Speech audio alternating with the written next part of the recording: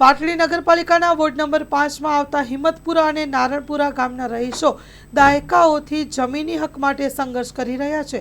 રાજાશાહી સમયથી વસવાટ હોવા છતાં સરકારી ચોપડે આ જમીન હજુ પણ બિનઅધિકૃત કે અન્યાયી નામે બોલે છે। રાજાશાહી વખતથી વસવાટ કરતા રહીશો હજુ પણ ગેરકાયદેસર જમીન માલિકીના પ્રશ્નો વણ ઉકેલાયા। Story report by Minaj Malik, Surendranagar.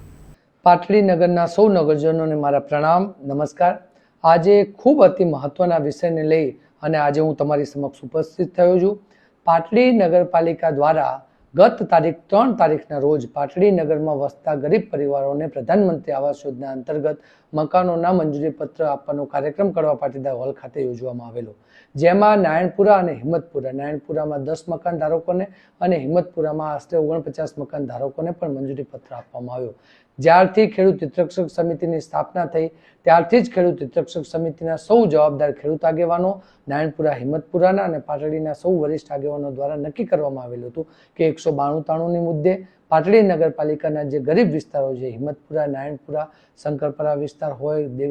દેવીપૂછકનો વિસ્તાર હોય, ખાન સરોવર, બજાણી આવાસ હોય કે અન્ય ગરીબ વિસ્તારો હોય, જ્યાં મકાનોના તળિયાઓના પ્રશ્નો વર્ષોથી એ જ પ્રકારે પેન્ડિંગ છે, એમના તળિયાઓ એમના ખાતે નથી, એના કારણે એમને પ્રધાનમંત્રી આવાસ યોજનાના મકાન નહોતા મળતા। આ બાબતને પણ લડત આપવાનું નક્કી કરેલું હતું અને આખરે આ લડતમાં વિજય થયો અને લડતના ફળ સ્વરૂપે આજે નારાયણપુરામાં અને હિંમતપુરામાં જે લોકોના તળિયા ખાતે નહોતા તેમ છતાં એ નગરપાલિકા દ્વારા એમને મંજૂરી પત્ર આપવામાં આવ્યા। એટલા માટે થઈ અને મારા પાટડી નગરપાલિકાના સત્તાધીશોને 2-4 સિમ્પલ સવાલ છે કે જો તમે પાટડી નગરપાલિકાના પરા વિસ્તાર એટલે કે હિંમતપુરા અને નારાયણપુરાના જે મકાન ધારકોને મંજૂરી પત્ર આપ્યા છે એમને પ્રધાનમંત્રી આવાસ યોજના અંતર્ગત એમના તળિયાઓ જે એમના ખાતે હોય તો એમને મકાનની સહાય મળવા પાત્ર જ હતી, પરંતુ વર્ષો સુધી એમનો જે તળિયાનો પ્રશ્ન જે તે સ્થિતિમાં હતો એના કારણે તળિયાઓ એમના ખાતે નહોતા, એટલે એમને મકાનની સહાયની રકમ મળતી નથી। તો શું પાટડી નગરપાલિકા દ્વારા જે પ્રકારે સોશિયલ મીડિયામાં અને જુદા જુદા મીડિયાના માધ્યમથી જાણવા મળે છે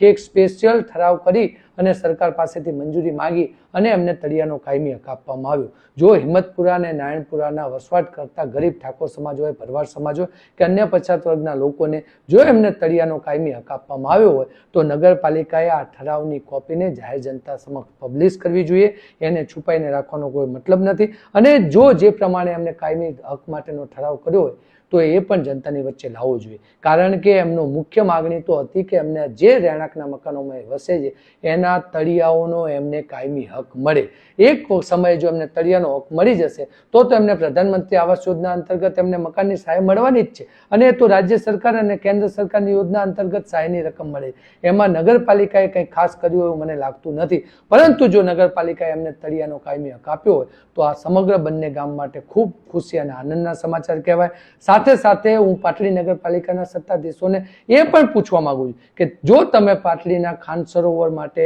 દેવીપૂછક વિસ્તાર જે ખાન સરોવરનો વિસ્તાર છે, શંકરપરા વિસ્તાર છે જે દલિત સમાજનો વિસ્તાર છે, વેલનાથનગરની ઝુંપડપટ્ટી વિસ્તાર છે, ઇન્દિરાનગર બાજપેયી નગરનો વિસ્તાર છે જ્યાં ઠાકોર સમાજ, ક્ષત્રિય સમાજ, ચિંચવાડાના છાપરાઓનો જે વિસ્તાર છે, બજાણિયા સમાજનો જે વિસ્તાર છે, આ તમામ સમાજના વિસ્તારના લોકોના પણ તળિયાઓ ક્યાંક ને ક્યાંક એમના ખાતે નથી, એ પણ ઝુંપડપટ્ટી તરીકે જ વસવાટ કરે છે। ફક્ત વેરો વસૂલવાની શરતે તમે આકારણી રજીસ્ટરે તો એમના મકાનો ચલાવે છે। તો જો નારાયણપુરા અને હિંમતપુરાના લોકોને તમે સ્પેશિયલ ઠરાવથી એમના તળિયા ખાતે કરી શકતા હોય તો આ ગરીબ વિસ્તારના લોકો પણ પાટડીના જ વસવાટ કરતા લોકો છે, પાટડીના જ નગરજનો છે, તો એના માટેની ચિંતા પણ પાટડીની નગરપાલિકા